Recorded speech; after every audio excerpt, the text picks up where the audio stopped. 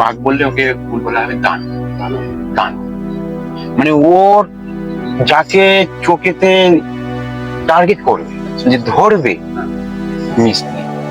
তার সাথে দেখলেন যে কালচে ধর, কালচে ধর, বাঘ যেরকম হলুদ কালো টোয়া টোয়া দাগ থাকে, হ্যাঁ কালচে ধর। আর ঝুমঝুম করছে সব, মানে ইয়ের মতন ওই কালো কালো পশম আছে এই ঘাড়ের দিকে, কালো কালো পশম আছে। সে চোখ আমার বড় বড় করে চেয়ে রয়েছে, মানে তো ওদেরকে বলছি চেয়ে থাকবি, অন্যদিকে মন দিবি, চেয়ে থাকবি, যে শুধু বোট ঠেল, বোট ঠেলে আমরা কোনো রকমে বাইরে বেরিয়েছি আর এসে গেছি, এসে গেছি।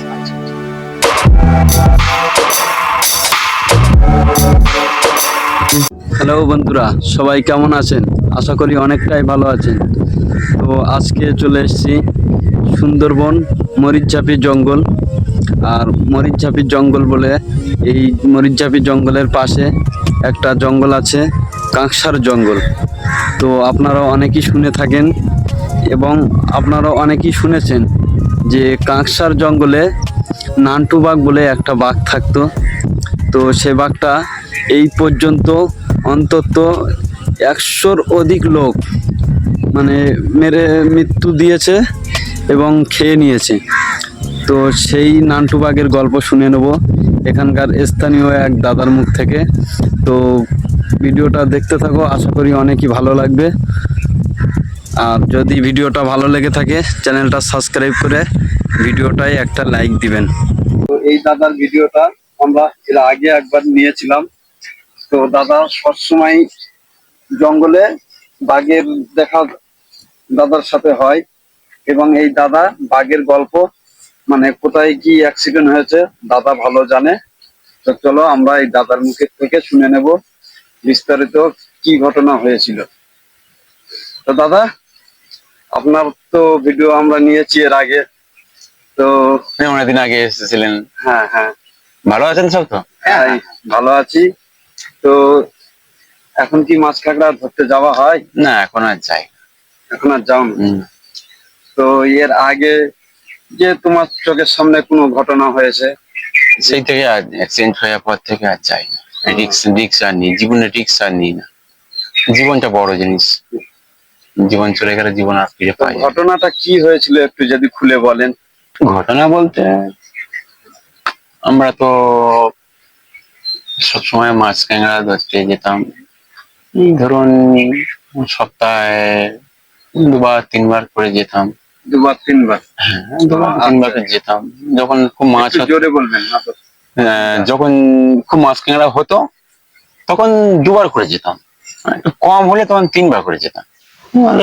আমাদের একটা খরচাপাতি, হ্যাঁ খরচাপাতি আছে, রোজগন্ডা আছে, সংসার পাতি আছে, তাদের তো চালাতে হবে, জীবিকা নির্বাহ করতে হবে। ঘটনাটা হয়েছিল তোমার সাথে হয়েছিল? হ্যাঁ, ওই ঘটনাটা যদি একটু পুরো খুলে বলেন। আমরা 4 জন যেতাম ডিঙি বোট নিয়ে। আচ্ছা। ঝড়খালি গ্রাম আছে, ঝড়খালি, ওখান থেকে আমরা বোট নিয়ে রওনা দিতাম। ঝড়খালি থেকে রওনা দিতাম? হ্যাঁ, ঝড়খালি থেকে আমরা গন্তব্যস্থলে যেতাম, বোট নিয়ে যেতাম। 2-3 ঘন্টা করে হাল টেনে টেনে যেতাম। আচ্ছা, হালটানা নৌকা ছিল? হালটাল নৌকা ছিল। যখন যেমন তখন তেমন করতাম। কোনদিন মধু ভাঙতাম, কোনদিন মাছ ধরতে জাল নিয়ে যেতাম, ফেতনা জাল ছিল, মাছ নিয়ে যেতাম, মাছ ধরতাম। কোনদিন কাঁকড়া, বড় নোনা কাঁকড়া আছে, কাঁকড়া ধরতাম। যখন যেমন তখন তেমন করতাম। সবসময় তো এক কাজে হয় না। সে তো অবশ্যই। তা আমরা ওখান থেকে যেতাম, এবারে গিয়ে ডেঙায় তোমরা পজিশন দেখতাম, নিচ থেকে জল থেকে, মানে ডঙ্গি থেকে যেতে যেতে আমরা দেখতাম যে নদীর ধারে ধারে কোন গাছে বানি গাছ আছে, বড় বানি গাছ আছে, শেওড়া গাছ আছে, পাতি গাছ আছে, বিভিন্ন জঙ্গল আছে। এবারে জঙ্গলে তো অধিকাংশ হেতাল গাছ থাকে। হেতাল গাছটা বেশি আছে, ছোট ছোট গাছ আছে। হেতাল গাছটা এটা ঘন ঘন জঙ্গলটা, ঘন হেতাল জঙ্গলটা খুব ঘন। ওর ভিতরে কিছু থাকলে চোখ করতে কিছু বুঝতে পারবে না, ধরার ক্ষমতা নেই জঙ্গলের ভিতরে। হ্যাঁ, আচ্ছা। হেতাল গাছটা যে মানে নদীর যে চরটা আছে, যে জল মানে জোয়ার ভাটা খেলে, ওই ধারেতেই হেতাল গাছগুলো থাকে। পাশে বড় বড় বাণী গাছও আছে, কেওড়া গাছও আছে। বিভিন্ন রকম সুন্দরী গাছ আছে, বিভিন্ন রকম গাছ আছে। কিছু গাছ নদীর চরে থেকে নিচে পড়ে গেছে, বয়স হয়ে গেছে, মরে গেছে। ওইসব ধার দিয়ে যেতে যেতে আমরা দেখতাম যে কোথায় চাক আছে, মধুর চাক। মধুর চাক। মধুর চাক ওদিকারে মধুর চাক সে বিশাল বড়, বিশাল বড়, বিশাল বড় মধুর চাক। এদিককার মতন ওই ছোটখাটো চাক নয়, এখানে যেমন ছোটখাটো চাক হয় স্বাভাবিক, সব বেম, সব বেমের উপরে। আচ্ছা, বেমের উপরে চাক। কিছু চাক আমরা দেখলে বুঝতে পারি যে কোন চাকে মধু আছে, কোন চাকে মধু নেই, আমরা দেখলে বুঝতে পারি। কিছু চাক হয়তো সবে লেগেছে, সপ্তাহখানেক হয়েছে, কি 1 মাস হয়েছে, কেউ 2, 2.5, 3 মাস হয়ে গেছে, মধু হয়ে গেছে। কিছু চাকে পোকা হয়ে গেছে, মানে মৌচাক খেয়ে নিয়ে পোকা। হ্যাঁ, মধু খেয়ে নিয়ে পোকা হয়ে গেছে, মানে চলে যাওয়ার সময় হয়ে গেছে, লেট হয়ে গেছে, আমার চোখে পড়েনি, আমরা দেখলে বুঝতে পারি। তারপরে আমরা যাচ্ছি তখন ভাটার সময় না গেলে তো কেকড়া মাছ ধরা যায় না। আর জোয়ারের সময় গেলে তো জল উপরে উঠে যায়, তো আচ্ছা। জঙ্গলে ঢুকে গেলে তখন ও জালও ফেলা যায় না, আর কেকড়া জীবন ধরা যায় না। ভাটার সময় গেলে ভালো মাছগুলো ধরা যায়, কেকড়া গুলো ধরো পাওয়া যায়। এবারে আমরা গিয়েছিলাম, সেটা হচ্ছে জঙ্গল, কাঁকড়া জঙ্গলে। এবারে ওই সরু সরু সুতি সুতি আছে আর কি, খাড়ি আছে আর কি, বিভিন্ন খাড়ি আছে। খাড়ির ভিতরে ঢুকলে মাছটা বেশি পাওয়া যায়, মানে মাছ বাইরে খুব কম থাকে, সব খাড়ির ভিতরে ঢুকে যায়। খাড়ির ভিতরে সব জঙ্গল আছে, জঙ্গলের ভিতরে মাছ থাকে। খাড়িতে কারণ হাফ ভাটা হয়ে গেছে, হাফ ভাটা হয়ে গেছে। এবারে যাচ্ছি আমরা, গিয়ে এবারে বিভিন্ন 4 জন ছিলাম, 4 জন গিয়ে বিভিন্ন রকম, তো ছিপ ফেলছি, তো জাল ফেলছি। তা ওই কাঁকড়া মদা কেনাটা বেশি হয়, মেয়ে কেনাটা ছোট ছোট হয়, ভালো দামে বিক্রি হয়। 300, 350, 400 টাকা পর্যন্ত কিলো বিক্রি হয়, যেরকম ট্যাংরা সেরকম দাম। ঠিক আছে, এবারে আমরা 4 জনে ব্যস্ত, আমাদের মন খুব খুশি, হাসি ঠাট্টা হচ্ছে, মাছ ধরছি আমরা। তো জাল ফেলছে, ফেলতে ফেলতে আমরা সরু সরু যে খাড়িগুলো আছে না, ওই খাড়িতে ঢুকে যাচ্ছি, হাফ জোয়ার তো, খাড়িতে ঢুকে যাচ্ছি, ফেলছি ফেলতে ফেলতে পড়ছে পড়ছে, যা পড়ছে সব বোটে রেখে দিই আমরা। পরে ও এসে বেঁচে আমরা সব আলাদা আলাদা করে নিই। ট্যাংরা আলাদা রাখি, নাহলে মাছের সাথে আর কেটে দেবে। তারপরে চিংড়ি মাছ আলাদা, এমনি মাছ আলাদা। হ্যাঁ, ফেলতে ফেলতে আমরা দেখছি যে জঙ্গলের ভিতরে আওয়াজ হচ্ছে, আওয়াজ হচ্ছে। জঙ্গলে মানে জঙ্গল চেরা করে চলে গেছে, যেরকম আওয়াজটা হয় সেই রকম একটা গম্ভীর টাইপের আওয়াজ হচ্ছে। আমার তখন ভালো করে মাছ ধরা বাদ দিয়ে ভালো করে খেয়াল করছে, দেখছো যে কিসের আওয়াজ, কিসের আওয়াজ হতো, ভয় হচ্ছে তখন আমার, বাঘটা কিরম নাকি। এবার দেখছি যে একটা হরিণ ছুটছে, হরিণ, হ্যাঁ, হরিণ ছুটছে, মেয়ে হরিণ, সিং টিং নেই, মদ্দা হরিণ সিং থাকে। দেখেছি আমরা মেয়ে হরিণ ছুটছে, মেয়ে হরিণ ছুটছে, পিছনে পিছনে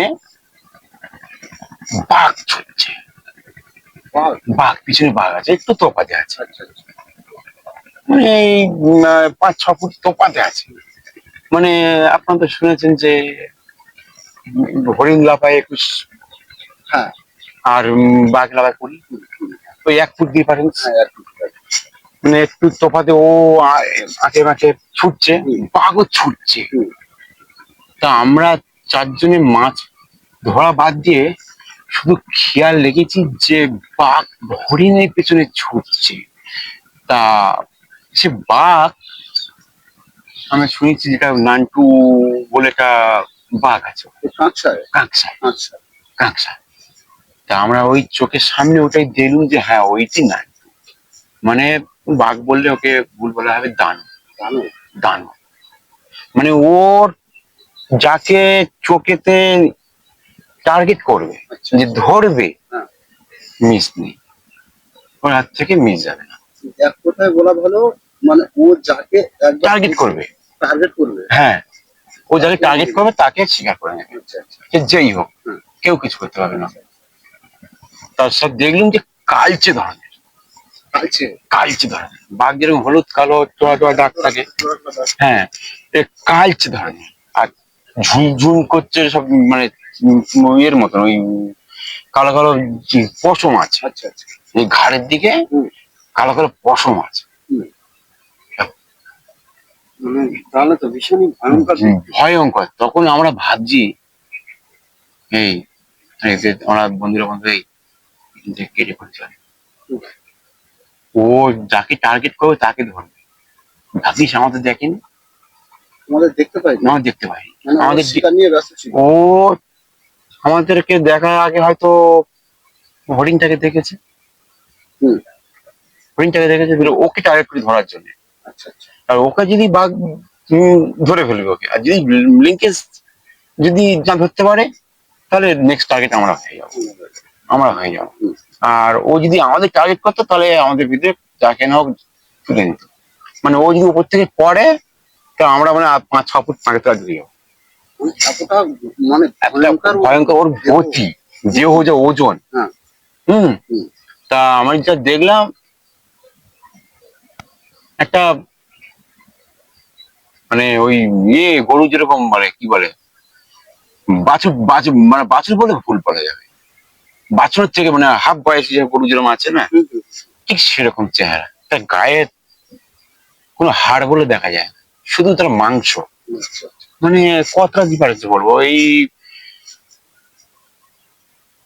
100 ফুট মতন difference. 100 foot difference. 100 foot difference. মানে ভাগ্যবশত যে আমাদের দেখেনি, হ্যাঁ। এটাই ভাগ্য ভালো। নালে ও যদি উপর থেকে পড়তে ডাইভ মেরে আমাকে দেখতে পেতাম না। না, আর ও যাবে, ওর কোনো আওয়াজ হবে না, এতটা ফুরফুর ও। এতটা পকর। যেমন বিড়াল হেঁটে গেলে হুম, কোনো আওয়াজ নেই, আওয়াজ। ও হেঁটে চলে আসবে, তোমার পাশে চলে আসবে, তোমার ধরার ক্ষমতা নেই। মানে এতটা পড়ন্ত, ও এত আস্তে সেন্সিটিভ। হুম, ঠিক আছে, ও যদি আমাদের গায়ে পড়ে তাহলে আমাদের বিরুদ্ধে যে কেউ হোক তুলে নিয়ে চলে যেত। ভাগ্যবশত আমাদের দেখতে পাইনি, হরিণটাকে দেখেছে, হরিণটাকে শিকার ভাগ্যটা করছে। তোমাদের খুবই ভালো ছিল। ভাগ্যটা আমাদের খুব ভালো। তখন আমরা বলছি এই নৌকাটা মাছ ধরে আর দরকার নেই। দরকার নেই, মাছ ধরে নৌকাটা আমাদের স্বাদ মিটে গেছে। আচ্ছা আচ্ছা। বললে আমরা ঝপ করে নৌকা ঠেলে মাছ থাক, জাল পড়ে থাক, জাল তুলতে গেলে আরো 1 ঘন্টা সময় লাগে। আচ্ছা। বিপদ আর অনেকটা লম্বা করে প্রায় 500 ফুট মতন জাল ফেলা হয়ে গেছে। আচ্ছা। দোন সিস্টেম করে, হ্যাঁ, হ্যাঁ। ঠিক আছে, দোন সিস্টেম করে হুম। ওই মাছ দিয়ে হুম। আমরা ফেলি। হুম। ঠিক আছে, ওই দোন যদি আমরা তুলতে যাই আর 1 ঘন্টা সময় চলে যাবে। সময় যাবে। আর 1 ঘন্টা চলে যাবে মানে পুরো ভাটা লেবে যাবে। আর ভাটা লেবে গেলে আমরা বোট আর ওই ডিঙি বোট আর ওই খাল থেকে আর বের করতে পারবো না। একটা নিজেদের মধ্যে একটা আতঙ্ক সৃষ্টি। নিজেদের ভিতরে আতঙ্ক তখন, যে আমি কোথায় আছি, কিভাবে আছি। পারিবারিক সংসারের দিক থেকে কারোর কথা এখন চিন্তা নেই, শুধু খেয়াল লেগে চোখের পাতা ফেললে এসে যাবে। চোখে সে চোখ আমার বড় বড় করে চেয়ে রয়েছে, আমরা তো ওদেরকে বলছি চেয়ে থাকবি, হুম। কোনোদিকে মন দিবি, চেয়ে থাকবি, দিয়ে শুধু বোট ঠেল, বোট ঠেলে আমরা কোন রকমে বাইরে বেরিয়েছি। হুম। আর এসে গেছে, এসে গেছে। এসে গেছে। আচ্ছা আচ্ছা। মানে মানে ঠেলে ফুট 30 মতন একটু বাইরে বেরিয়েছি, হ্যাঁ, ও এসে গেছে। এসে গেছে। আচ্ছা। মানে ওইটা মানে সম্ভবত স্বীকার করতে পারি, হরিণটা মনে হচ্ছে কি হাতে মেরে রেখে দিয়ে এসছে, পরে খাবে। হ্যাঁ।